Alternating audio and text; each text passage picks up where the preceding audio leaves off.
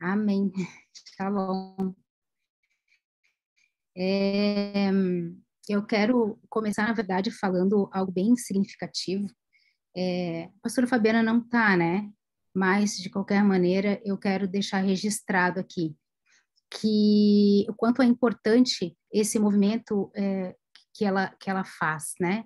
E ela e o pastor Rony, na verdade, de confiar o que o Espírito Santo coloca em nós para que a gente traga as mensagens, né? Ela não fica o tempo inteiro me perguntando, me dando sugestão, ela só me dá uma data e ela confia no que o Espírito Santo coloca em nós, através das nossas vidas. E glória a Deus por isso, porque dessa maneira a gente consegue ver o fluir do Espírito Santo, a gente vê que é Ele agindo, né? E hoje, durante as orações da Torre de Vigia, eu percebi que o que o Senhor colocou no meu coração é do Espírito Santo mesmo. Tive confirmação. Então, quero iniciar agradecendo a todas que estão vendo, que irão ver, né, essa palavra. E eu não estou conseguindo escutar vocês estão todos meio travados para mim. Então, eu vou eu mesma orar, porque eu não consigo ver se tem alguém que está conseguindo me. Eu acho que eu não estou travada para vocês. Não, Lari, tu não tá travada, tá bem de boa para nós. Tá. Então, Su, tu quer orar para mim? Claro, posso orar sim. Tá. Pai, em nome de Jesus, nós te agradecemos por mais essa reunião, por esse tempo precioso que o Senhor separou para cada uma de nós estar aqui reunidas em teu nome, para aprendermos mais da tua palavra, para receber a porção desse dia, Pai. Em nome de Jesus, nós te pedimos, Pai, guarda a conexão, guarda as conexões, guarda os aparelhos eletrônicos, Pai, que não haja impedimento para que aconteça essa reunião da maneira que tu determinaste. Nesse momento, nós repreendemos todo ataque do maligno contra essa reunião. Sim, Pai. Sobre as pessoas que estão aqui, sobre as reuniões, sobre as casas e suas famílias. Em nome de Jesus, nós declaramos frustrada toda tentativa contra essa reunião e contra a tua palavra, Pai, em nome de Jesus. Que a tua palavra, ela chegue aos nossos corações, ao nosso espírito, da maneira que tu determinaste. A tua palavra que é vida, seja vida ao nosso espírito, seja alimento ao nosso espírito. Trazendo, Pai, entendimento, sabedoria, discernimento, trazendo aquilo que o nosso espírito necessita para o nosso caminhar, para a nossa maturidade espiritual. Eu declaro cura, declaro edificação, declaro crescimento espiritual, declaro sabedoria, declaro libertação, na autoridade do nome do Senhor Jesus e pela tua palavra. Em nome de Jesus, usa a vida da Larissa e que aconteça tudo da maneira que tu determinou. E nós te agradecemos e te louvamos em nome de Jesus. Amém. Amém, obrigada. Então, eu quero iniciar para vocês com um breve testemunho, só para contextualizar o que aconteceu. E aí, também dizer para vocês que vocês podem dizer, toda administração Larissa traz um testemunho, mas é que o testemunho, ele serve para edificar a nossa fé. É o momento em que a gente louva o Senhor pelo que Ele fez na nossa vida. E por isso que, primeiramente, eu quero incentivar vocês a sempre darem os seus testemunhos sempre que tiverem oportunidade. Muitas vezes, alguém que está vivendo o que a gente viveu tem a fé firmada, porque vê o mover de Deus naquela situação. O testemunho pode gerar esperança para alguém. Mas o testemunho que eu vou contar hoje é um pouquinho diferente, pois não aconteceu bem da maneira que eu esperava. Eu me converti em 2016, em 2017, recém-convertida, e eu fui passar um tempo na casa do meu irmão. O meu irmão, para quem não sabe, mora na Califórnia, e eu passei um mês lá com ele. O meu irmão era ateu, eu digo era porque pela fé eu já digo que ele é rendido ao Senhor. E ele é sarcástico pra caramba. Cheguei na casa dele e todo o tempo ele me cutucava com essa história. Tá, mas você virou crente mesmo? Tá, mas isso é só para você passar um tempinho, né? Não, fala a verdade, você tá afim de alguém que tá lá naquela igreja. O tempo inteiro ele ficava me cutucando com a história de eu ser crente. E às vezes ele até queria embater discussões assim, para que ele ficava me perguntando, tá, e por que você diz? Então me prova que Deus existe. Só para ele poder contra-argumentar o negócio. E eu geralmente respondia para ele, olha, eu não tô aqui para te convencer de nada, quem convence é o Espírito, se você deixar. Enfim, passamos um mês assim, né? Mas eu amo meu irmão, ele é do jeitinho dele, e ele vai se converter em nome de Jesus. Mas eu comecei, né, como crente, a clamar, a interceder pela vida dele, pela conversão dele. Nessa viagem, a gente também descobriu que a minha cunhada estava grávida do segundo, era uma menina. Ela não queria ter mais um filho, mas o meu irmão insistia muito, e o meu irmão queria muito ter uma menina. Então, a gente brincava que ela era filhinha do Tiago. Antes de vir embora, eu orei por ele, impondo as mãos sobre ele, pedindo a cura. Ele tem um problema nos pés que impede ele de caminhar longos percursos, de correr, de ficar muito em pé. Então, eu orei pedindo que ele fosse curado, impus as mãos e vinha intercedendo para que o Senhor o convertesse, para que o Senhor mostrasse, enfim. Ainda intercedo, né, gente? Bom, no tempo certo, a minha sobrinha Helena nasceu, lindinha, perfeitinha. Só que um mês depois ela começou a vomitar e a perder peso. Exames e mais exames, exames e mais exames, e concluíram que ela tinha uma má formação e que necessitava de uma cirurgia. Ela já estava há dias sem se alimentar direito e estava em estado de desnutrição severa, com um mêsinho. Os médicos indicaram que deveria ser feita uma cirurgia de emergência. Porém, e eu não sei como é que é feito aqui no Brasil, mas lá nos Estados Unidos é dessa maneira.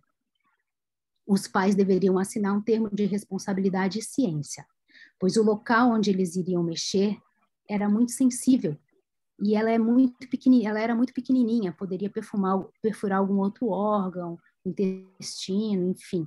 Então, além da anestesia geral, que era um perigo, ela teria que, o meu irmão e a minha cunhada tiveram que assinar esse termo de responsabilidade, porque a equipe médica não se responsabilizava por qualquer intercorrência. Eles tinham que estar cientes que a minha sobrinha poderia vir a óbito na cirurgia.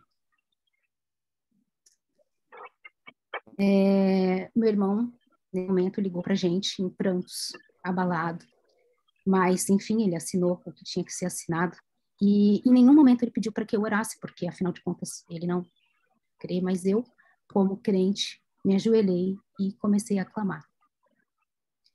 E a minha oração, como é que era? A minha oração era assim: Senhor, Tu és bom. Eu sei que o Senhor fez tudo isso para apresentar o Teu milagre ao meu irmão, para converter o meu irmão. Cura minha sobrinha, Senhor. Cura ela de maneira sobrenatural. Assim, o meu irmão não vai poder negar que Tu é Deus. Antes da cirurgia, eles iam fazer um novo exame para ver exatamente como é que era essa malformação, onde era, enfim. E eu orava: Senhor, por favor, faz com que esse novo exame não apareça nada, Pai. Faz com que esse novo exame, essa malformação desapareça. Isso é uma prova incontestável do Teu milagre, Senhor. Eu já orava e já agradecia e já declarava aquilo, né? E, claro, com toda a fé que eu tinha naquele momento, declarando para que aquilo fosse feito.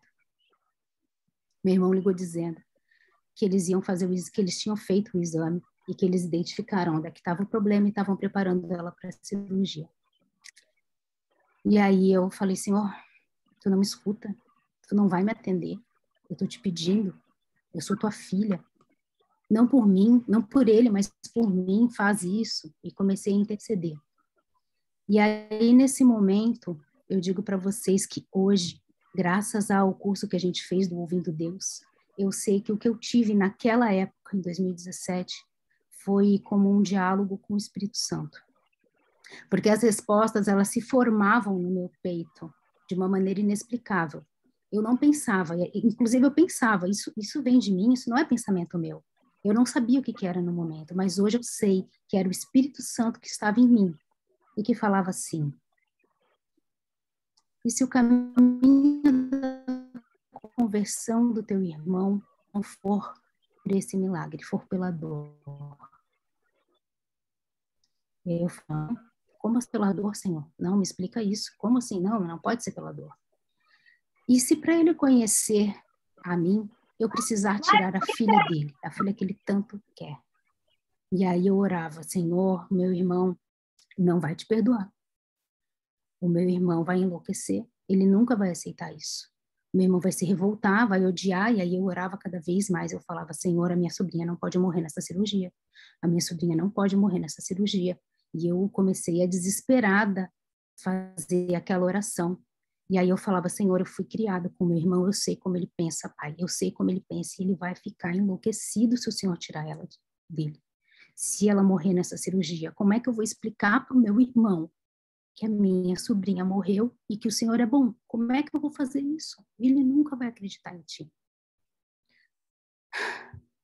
Meu coração começou a transbordar. E a única resposta que eu tive é: eu o criei, eu o conheço,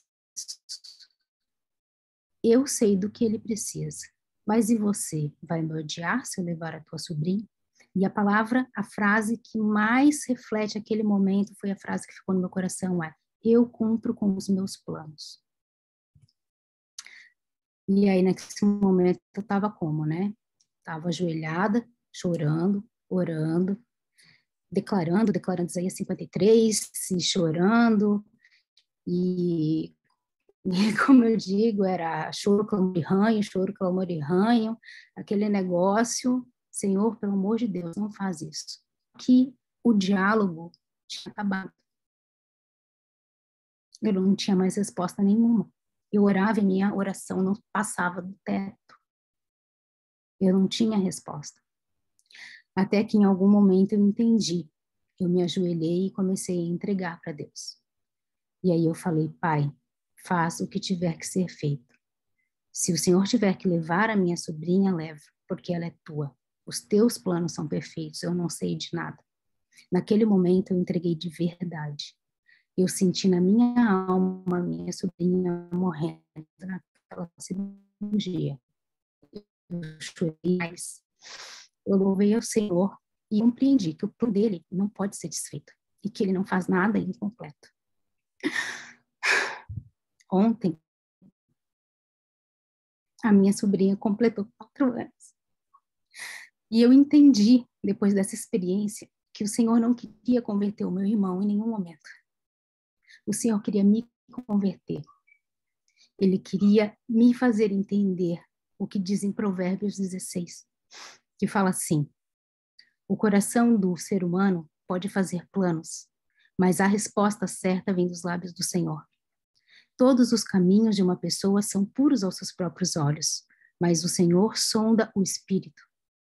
Entregue as suas obras ao Senhor e o que você tem planejado se realizará.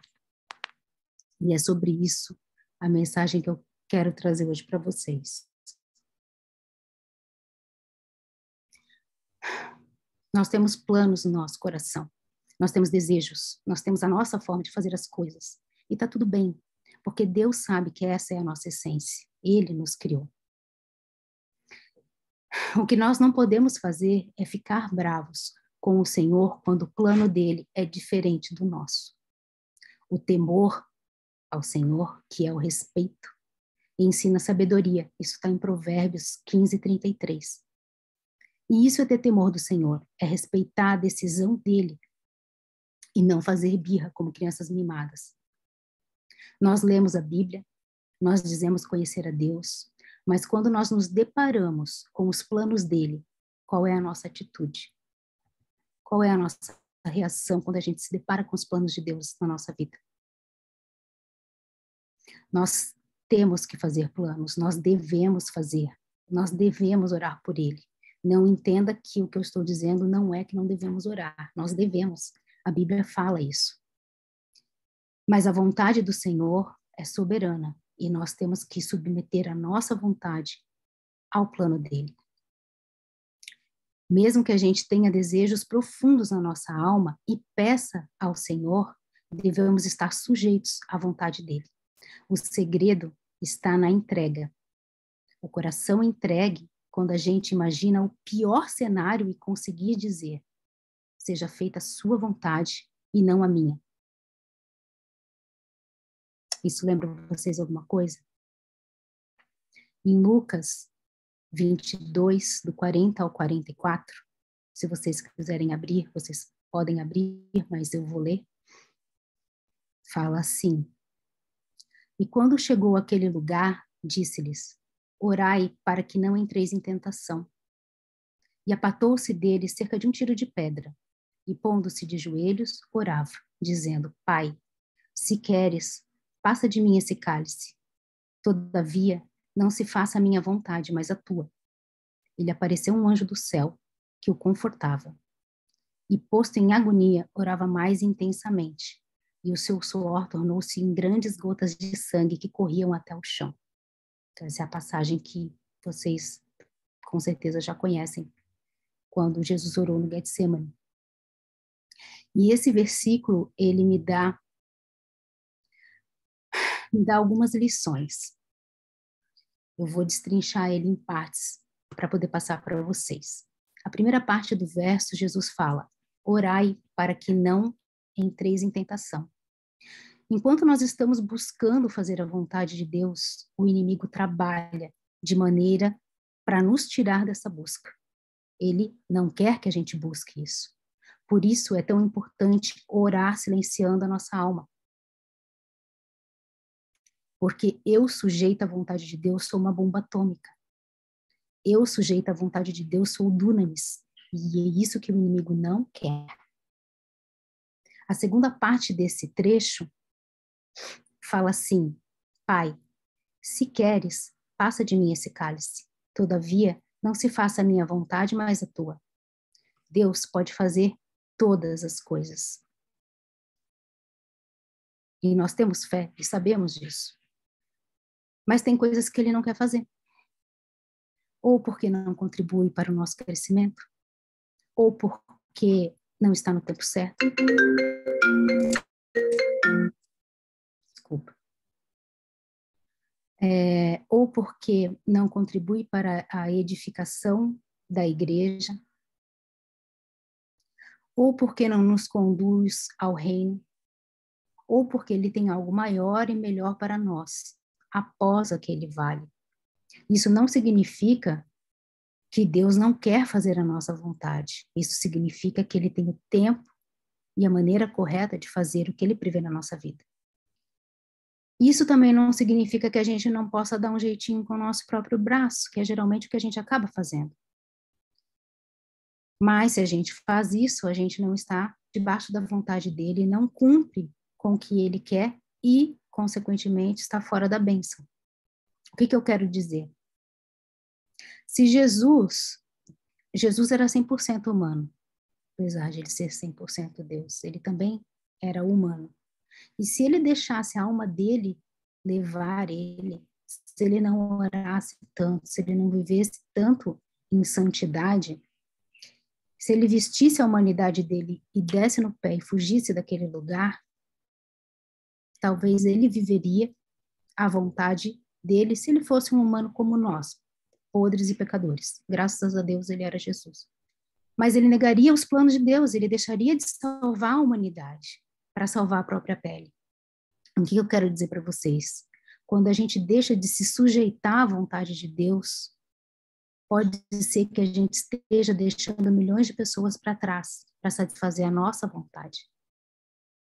Glória a Deus que Jesus, apesar de ser humano, ele era 100% Deus. E o Espírito Santo estava com ele.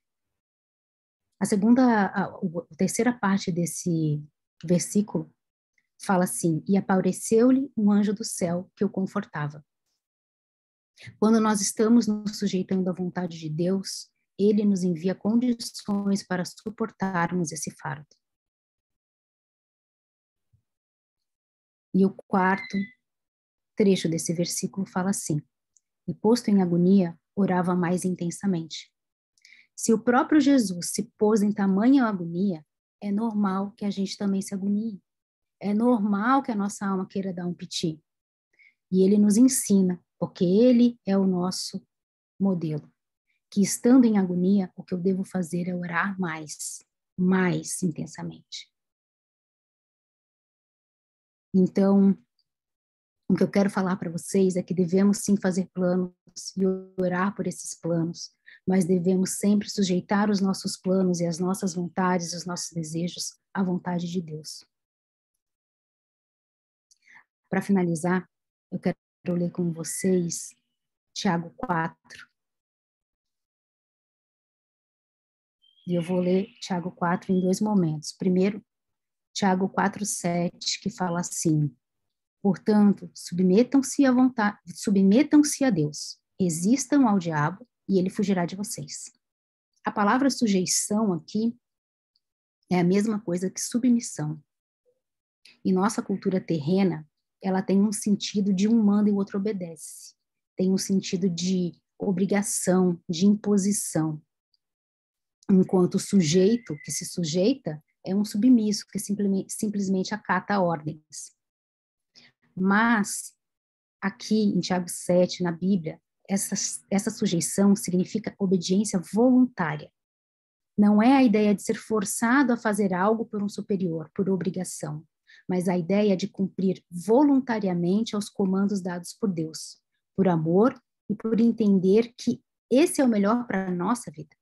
Então, voluntariamente, devemos nos posicionar de forma submissa ao Senhor. Servir e nos submeter ao Senhor não deve ser apenas uma atitude, mas ela deve ser um anseio da nossa alma. A gente deve querer estar nessa posição de estar debaixo de Deus, debaixo da submissão dele, debaixo da vontade dele, né? E por quê? Em Tiago 4, uns versículos para trás, do 1 ao 3 mais precisamente, fala assim: de onde vêm as guerras e as contendas que há entre vocês? Não vêm das paixões que guerreiam dentro de vocês? Vocês cobiçam coisas e não as têm. Matam e invejam, mas não conseguem obter o que desejam. Vocês vivem a lutar e a fazer guerras. Não têm porque não pedem. E quando pedem, não recebem, porque perdem por motivos errados, para gastarem seus prazeres. Apesar da Bíblia afirmar que podemos pedir o que quisermos em oração, muitas vezes nós não conseguimos. E agora até lembrei de Ana. Ana também, né, pedia um bebê em oração e ela não pediu uma vez só. Ela pediu diversas vezes. E por que das outras vezes ela não conseguiu? Porque pediu errado. Pedimos coisas que nos satisfazem, no lugar de pedir coisas que realizam a vontade de Deus. Quando eu orei para Deus, pedindo para que a minha sobrinha fosse curada por um milagre, o que eu queria, na verdade, era satisfazer uma vontade minha. Eu queria provar para o meu irmão de que eu estava correta, de que Deus existe. Eu queria ter uma prova da ação de Deus. Eu queria ganhar aquela discussão. Claro que eu queria que ele se convertesse, e ainda quero, mas hoje é de uma forma muito mais genuína e menos humanista. Quando nós nos submetemos a Deus, nós acabamos pedindo coisas que agradam a Ele. No caso de Ana, ela se sujeitou a Deus quando ela entregou Samuel. Ela sempre pediu um bebê, mas naquela oração, ela fez o que Deus desejava. Ela pediu, mas ela entregou. Acabamos pedindo coisas, quando a gente pede coisas que agradam a Ele, a gente acaba sempre tendo resposta em nossas orações. Porque, afinal, o que está escrito e a promessa que nós temos em 1 João 5,14 é: e esta é a confiança que temos nele, de que se perdirmos alguma coisa, segundo a sua vontade, ele nos ouve. Mais uma vez eu quero deixar aqui claro para vocês. Não falo que não devemos orar, pelo contrário, devemos orar mais, devemos orar muito. Nós devemos orar até que os nossos corações se convertam à vontade de Deus, assim como aconteceu com Ana. E eu quero terminar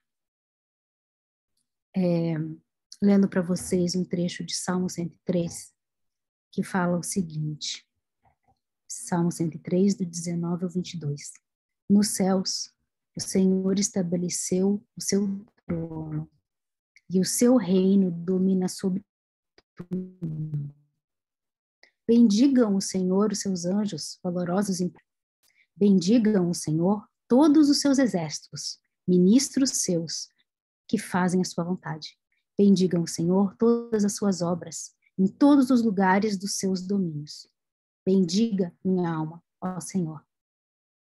Bendiga do verbo bendizer, que fala louve. enalteça, glorifique ao Senhor, minha alma, por tudo que o Senhor fizer. Essa é a palavra que eu tinha para falar para vocês. É isso. Amém.